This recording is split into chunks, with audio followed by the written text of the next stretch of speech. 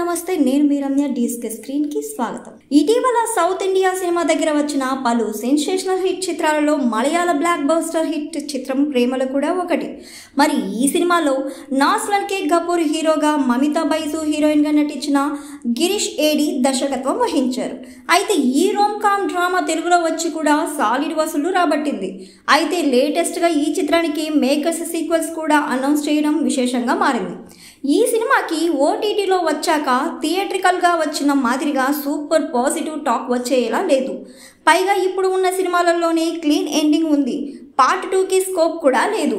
అలాంటప్పుడు ఇప్పుడు అనౌన్స్ చేసిన సీక్వెల్స్ ఫోర్స్గా కేవలం క్రేజ్ని క్యాష్ చేసుకోవడానికే అని కొంతమందికి అనిపించవచ్చు.